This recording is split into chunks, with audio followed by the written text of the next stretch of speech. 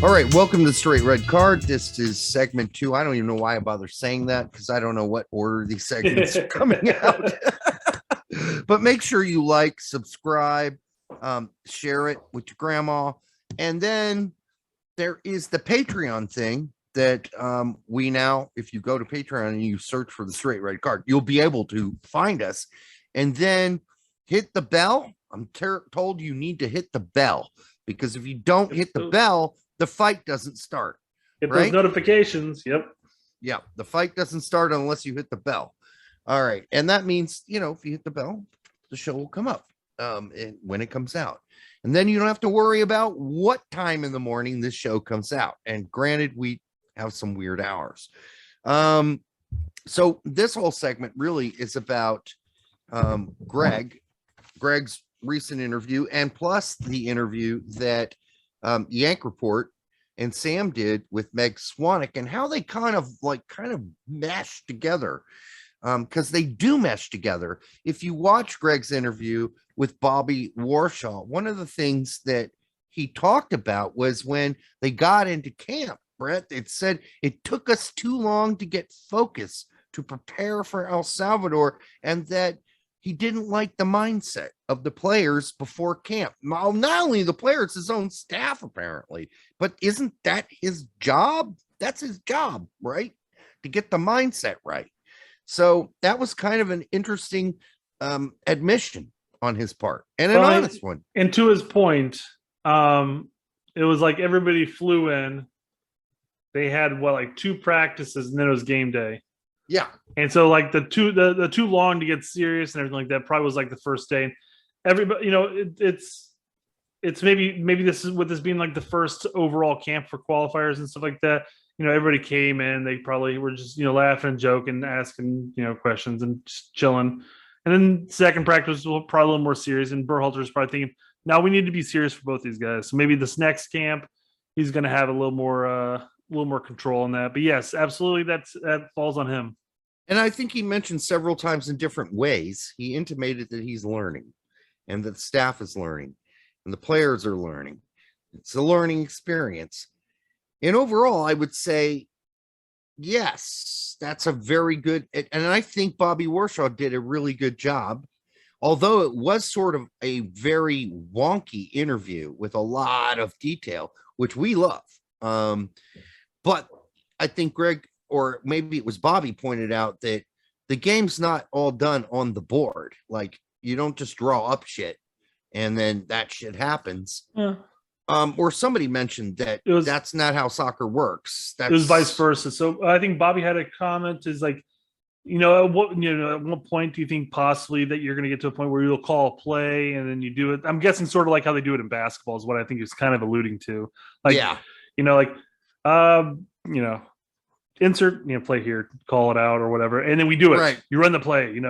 Right. And Berhalter is like, well, sometimes the problem is that you could plan for that to occur, but then the very next time it doesn't work out that way because this player doesn't get pulled over here and this player doesn't do that, and it goes by the wayside. It has to be kind of fluid. I'm paraphrasing, of course.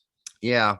But I do think the good news about the interview is that it happened, but I do think that Gregg knows Bobby, which is why he was allowed to do the interview, which, goes back to that insular thing.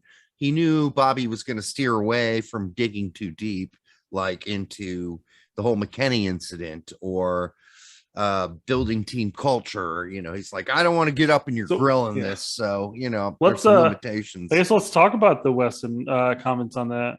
Yeah. I thought that was actually really interesting to hear it happen.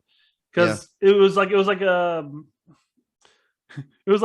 Berhalter was speaking from 2 different sides of the argument. And he was like, Weston, he's a good kid and, he made a mistake and, he served his time and, he'll get his chances in the future. And then he immediately jumped around and said, maybe I should specify one thing that he still has to earn the respect and the forgiveness of his players and staff. Yeah. So I'm listening to this and I'm like, initially I was like, well, it sounds like Weston's going to be included in this October camp. And then after he comes back and he says that, I'm sitting there going, well, it's one of 2 things now. He's either going to be included in the October camp, but he's going to be on the bench, or he's not going to be on the October camp. So it was a kind of an interesting thing to listen to. The complete flip, almost like a 180 in his approach to it. You know, unless he did slip Pulisic's sister the grand salami, I don't think that the players have a big issue with the fact that a lot of them probably did the same thing and he didn't tell on them. I think the players would be fine having him back. Oh, sorry, right? that sounded so bad. I mean, not to Pulisic's sister, okay. And it wasn't a fucking gangbang here. I was like, holy shit, dude, what? It wasn't a U.S. men's national team. Derek's referring to leaving the compound, going out on the town. Correct. Not everyone on the team slept with Pulisic's sister, allegedly. and we don't even know if McKennie did such a thing. So, but the point is that he got in trouble for COVID stuff, that he wasn't following the rules. But I'm sure there were other players that did too, just as McKennie's father said on a tweet, which I would recommend McKennie's father not do that in the future. Let McKennie speak for himself. He's a grown man. Sure. He doesn't need his daddy tweeting for him, which I found very weird. So I think he's going to be there. I think that he's not going to have to earn the trust back of the players. I think they love him. And I think the staff loves him too. But, they're going to hold him to account. They're probably going to check in on him next time. They're going to knock on his hotel door and say, "Hey, Weston, are you in? You in? Okay, good. Just checking. Checking." I think Weston will be included in the roster, but I don't think he's going to start the first match. Probably not, because it sounded like it was a 3-game ban. That could be, but then again, I haven't heard anything about that outside of when we bring it up. So. Exactly. And this gets in. Well, one thing before I go into Meg and the Rift, what I did like from the interview was how it justified our and Tacticals and Pete's and Sam's and so many guys out there that are doing the shows. When Berhalter said, "Why isn't a 9-point week of games a window? Why isn't that reachable?" Of course, that's what we were going for. Why shouldn't that be the expectation? And that he wasn't pleased with 5 points. It just justified everything we've said, and all the people who've come at us. There's not been a lot, but there've been a few who said 5 points is fine. Well, what are you guys just fucking whiny bitches who fucking wanted 9 points? You didn't get your 9 points, and you should know how hard CONCACAF is. Some of the pundits came out against it too. Yes, this was never going to be a 9 point. Why couldn't it have been a 9 point? Even Berhalter and Adams were saying we're going into these 3 matches, and our goals, our plan is to come away with 9 points. I mean, that's everybody's plan in general. But Berhalter in the interview said the 5 points still puts us in a good position, but he's not happy with the results. Again, paraphrasing. Don't 100% quote me on this. Right. That's basically what he said. This isn't 2001. This isn't 1993. This isn't whatever year you want to pick. This is the most talented group of players we have ever had. And Berhalter knows it. He said so much. He knows they're young, but he expects to win those games. He wanted 9 points. He put that in the players' heads. As he said, stretch goals. You might not get 9, but you could get 7. But you should shoot for 9. That's all we were saying too. He brought up the numbers too, and he goes, it was the expected goals and stuff like that, which I've never really delved too far into. But he talked about that. He talked about the chances. He said we should have won the game, and he said we should have won the games, both games. And it was it was interesting to listen to him talk as a whole on that, because he sounded a lot like a lot of us, He did. He even said we lost 2 games, and Bobby's like, "Oh no, we can clip that out." He's like, "No, that's my point." That was the point. We did lose 2 games, the opportunity to get 3 points. Those were losses in our minds. And so if Gregg's already there, why can't we be there as pundits, as fans? We should be there. All these guys, these old schooler writers, and I'm not going to mention them by name, who are like, oh, you should be happy with those 5 points or whatever. Shut up. Shut up. I've been reading your articles for 10 years. Shut up. We have expectations, and that's fine. We're supposed to have them at this point. And if you haven't fucking realized it because you're so hung up on, how we played in 1994 or 2003 in El Salvador or whatever you're looking at, things have changed, buddy. You're not going to be able to fucking have or make that argument for very much longer. We got players at Juventus, Chelsea. We got players playing in Leipzig. We got players playing in Hoffenheim. We have players playing in some of the top leagues in the world. So shut your fucking mouth. Just shut up and stop your punditry because it's old and you're old and you're stupid and you haven't evolved. Sorry. And I'm not saying that that Berhalter meant to do this, but he kind of squashed another crutch that a lot of people lean into. And something that we don't. We bring it up, but we also talk about how it's bullshit. This is a young team. They are a young team. They're going to make mistakes. We've said that 1,000 times. But what we always say is this is the most talented team we have. They play on some of the top teams around the world, and they are ready. And that's what Berhalter said. He goes, because Bobby brought it up. He goes, yeah, we bring up this is a young squad. It's like average age is like 3 years younger than most of our World Cup qualifying cycles. And he goes, Berhalter basically goes, yeah, but all these kids are ready. They're all ready. They're all talented. They're arguably the most talented team we have, So this crutch of leaning on they're young. Yes, that's an excuse that we can lean into, I guess, but they're also actively playing week in, week out, whether it's practicing or bit minutes or starting. They're still playing in the top leagues for some of the top teams.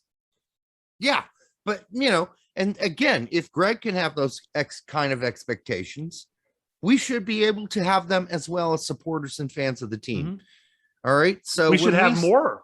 We should have more lenient or more. We should expect more than what the manager does, in all honesty, because the manager has to kind of play that game that okay, guys, not necessarily a PC game, but he has to play the road. But whereas the fans are the ones that are always going to expect more. We should expect more. That's the difference here. Gregg's saying no. I have the same expectations you do. And so screw all those people who are telling others that, oh, well, quit being a fucking crybaby. 5 points is just fine. No, 7 points would have been fine. And I'm not. And we both said that Gregg should not be let go after those 5 points. We didn't say he needs to be fired. None of us said any of that shit. I don't think Tactical said it. I don't think Pete said it. I don't think that nobody said it. Nobody said that. They just said 5 points is okay. Well, we would have liked 7, and we were realistically hoping for 9 because we thought that was realistic, and so did Gregg, period. Mm-hmm. And that takes us to really the rifts that, we kind of saw early in the El Salvador game, and early on we saw rifts, and then Meg Swanwick, who writes for Last Word on Sports, was on the Yank Report with Sam. And we didn't talk about it last time because we want to research it a bit and really look into whether this was, I trust Meg. She was there through the whole, window with the team on hand, watching every minute of what was going on, being at all the press conferences. Are there rifts? I'm sure there are. I think one of those risks, I'm going to start with one of them, is Brooks. I think Brooks is coming in with a bad attitude. And I don't think that's helping the team. And I do believe she might have mentioned there were rifts, but I thought specifically the first guy that came in my head was Brooks. He looked really lethargic and really not bought into what we were doing. Yeah, he hasn't had that great of performances with us for the most part, especially this cycle. He's had some good games, some really not so good games, and we saw it in just focusing on the actual World Cup qualifying. He played for a game and a half. Dude, he was yanked at halftime. Yeah, he's playing for a game and a half, and he just wasn't working. Wasn't working this window. Hopefully, he shows up in October. But given his club performances, he might not be in the right mind. Dude, you could have yanked McKenzie, who plays barely at that time, was playing for Genk, or you could yank a MLS player, Miles Turner, and you yanked Brooks. Yes, there might be an issue there. It was the right decision, in all honesty. Looking at that match, though, that was the right decision. It absolutely worked out for us. So, well, not even just working, just in player performance. Brooks was the worst center back in that first half. Now we're only talking about 3 players, but outside it wasn't Robinson and it wasn't McKenzie. So if you're going to take out one of your center backs to go back to a 4-3-3, I would have taken Brooks out too. Yeah, the other one that came to mind was Dest. Dest doesn't seem like he's like fully bought in. Like he's like, I'll do whatever you say. I think he's kind of lazy too sometimes on the field. I don't know if that's a rift. I do know it's a concern of mine, and it's got to be a concern of Gregg's, but she did mention she thought there were, in that quote, several, I think she said, players that she thought were uncomfortable playing for Gregg. So two things with Dest. One, somebody had brought it up. I don't know if it was on one of her videos or if it was on Twitter, but somebody's like, I'm getting severe Timmy Chandler vibes with Dest. I saw that, yeah. So it must have been on YouTube then. So I go, man, I feel you on this, but I don't think that's the case, or something along those lines. But the other thing was, and we brought this up in the previous segment briefly because I knew we were going to talk about this. But Berhalter even talks about it in the interview. He said that in the first half of the Honduras game, our 3 center backs pinched in too close to each other, and our outside backs were not allowed the freedom to roam forward. They were too concerned with staying back and helping on the defense. And you saw Bello get pulled out. Robinson went in and went to a 4-3-3, and all of a sudden our wing backs were a little more noticeable. And then Dest got subbed out for Yedlin. And no, it wasn't Yedlin. Was Yedlin? Well, I don't know. I don't even recall anymore. But yeah. So I mean, there's a point. Even Berhalter brought up the point is that the formation would have been fine. It's just the how they came out performed in that formation just did not work out for it. And not only that, but he said on that goal that we gave up, he was very disappointed with the play of several players in that scenario. When that goal was given up, he didn't like say, yeah, we made a mistake there, and it happens or whatever. He didn't give it a blow off answer. He was like, yeah, there were several players who made some really bad decisions, and I think we can guess who some of them are because Bello came off right away, and so did Brooks. You can guess who the other third player is if you want, but he yanked some dudes at halftime. Turner, swear to God. And here's a rift that I don't think is a rift really, but we did see Adams and Berhalter yapping and yakking at each other on the sideline in the first half of the Honduras game when things weren't going quite right. And I don't think that's a rift. I think that Adams is just a leader, and he feels like he has enough confidence in Gregg to, be really honest, brutally honest with him. Or just tell him, hey man, this isn't working. Yeah. Shit's got to change at half. Make it work. Kind of like how, Jones was with Jermaine Jones was with Klinsmann. Like you would see Jermaine Jones, JJ would just go up to Klinsmann during a break and say, this shit's broken. We got to do something different. And you could see it was a rather forceful conversation on Jermaine's side of the conversation. And then he did it. He would change the formation. Klinsmann did during the Mexico game that we ended up losing, but we started with 5 in the back or a 3-5, whatever it was. Anyhow, the last guy was Pulisic, and we talked about the hero ball thing. And he said we need new ideas.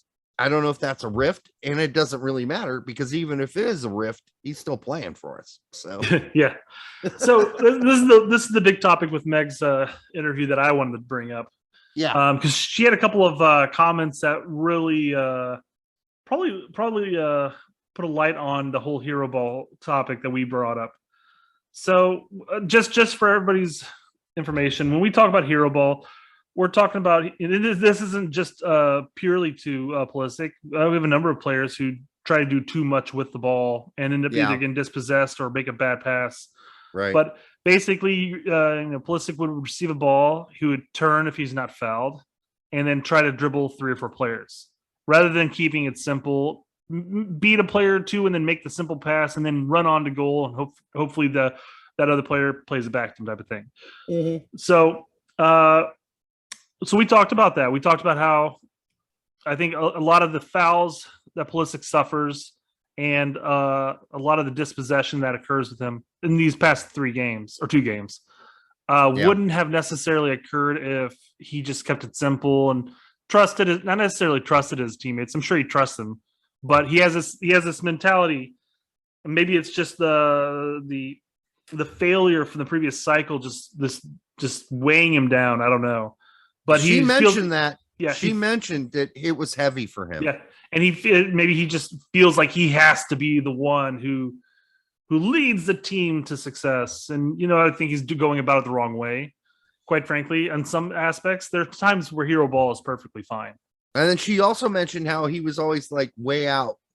I think you mentioned that to me on X too, because one of the things that stood out for you was that she's like, he has to be the first guy out on the practice field.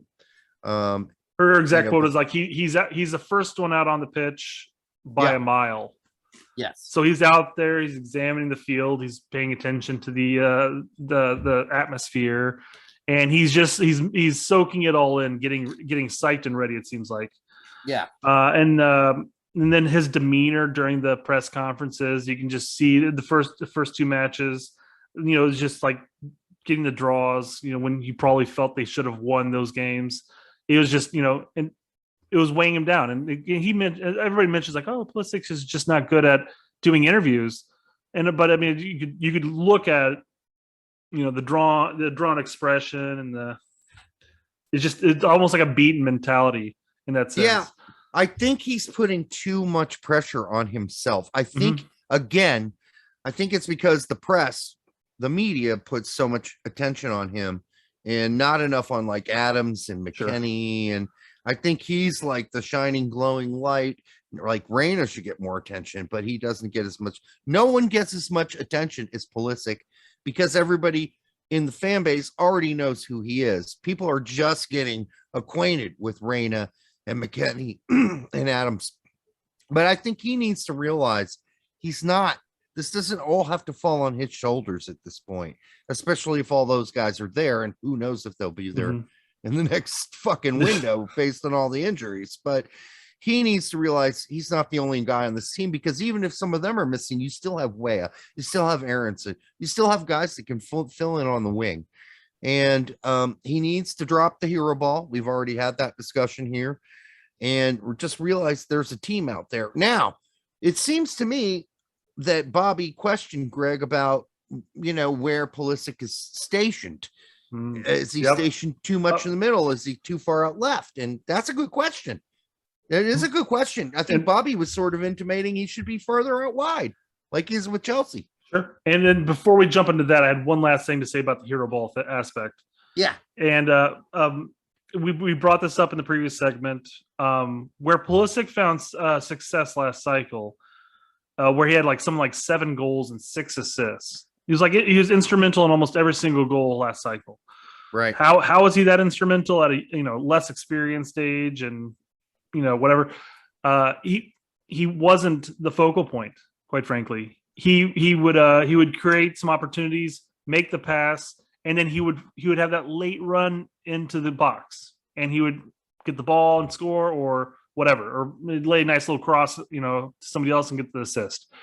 Here, it's just he's trying to do too much with it. It seems like, in that sense, he provided a verticality, and I quote Berhalter, a verticality that we are now missing. Berhalter didn't say we're now missing it because of Pulisic, but then he justified Pulisic going and playing more in the middle, whereas Pulisic did provide verticality, in the last qualifying stage. He was the guy taking people down the line quickly and then crossing the ball, etc. This is why he got all the assists.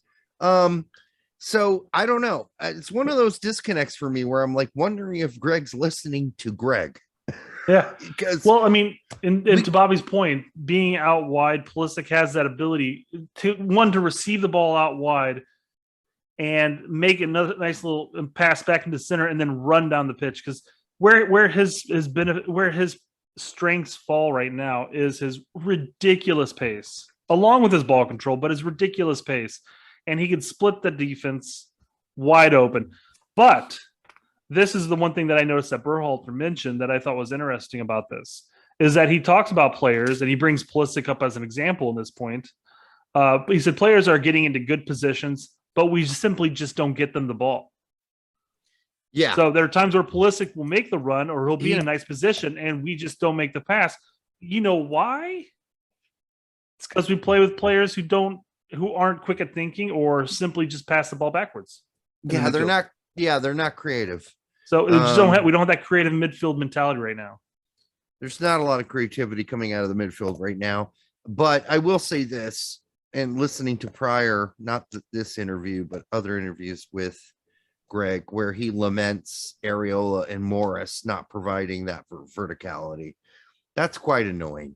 The other players that we have on this roster, and you never know, Areola might make this next roster because he just scored 2 goals this weekend. And you know how that works. And he's one of Gregg's favorites. The guys we got already can provide that. You just need to make it happen, Gregg. Yeah. So, we must have an injury quota that he wants to fill. Yeah. Well, we'll see. But I'm pretty sure there's a good chance Areola might make this team. I really do. I think we've covered this backwards and forwards at this point. So we are going. Oh no, it's not. Oh, it was just Lala saying, will some fans stop complaining if Gregg wins the World Cup? It's not related, because no, there will always be a small percentage of fans that complain, even if Gregg won the World Cup, which Gregg's not going to do this time around. And if he's around for 2026, so if he's still around by then, and then maybe that. But no, if he won a World Cup, 99% of people would shut the fuck up. How's that, Lawless? Does that work for you? And I don't know why your shows have to be an hour and 36 minutes long. Why don't you guys chop that shit up into segments? I know you do on the show, but an hour and 36 minutes, that's a long investment. That's a time investment most of us don't have. Or if you're going to do it as a live stream and take questions. Do something. I don't know. That's not going to happen. He's not going to take questions. They've got a producer that runs that show. All he has to do is just filter out all of the super ridiculous questions. Lawless will answer negative questions directed towards him. He does it on Twitter every day. Yeah, that's true. So he'll answer those, because I mean that's great content. He knows as an entertainer that's exactly what it would be. Now he doesn't need to field like the ridiculous ones, like, oh, you're a dipshit and Berhalter needs to be gone or something like that. But being called an idiot on a comment and then responding to it in likeness would be great content. And I was also told today that that Grant Wall denies ever blocking Filippo. So there's that too. No, that can't be right. He did. Oh my God. Yeah, he denies ever blocking him. I got a message from Filippo today. I was like, really? We all saw it.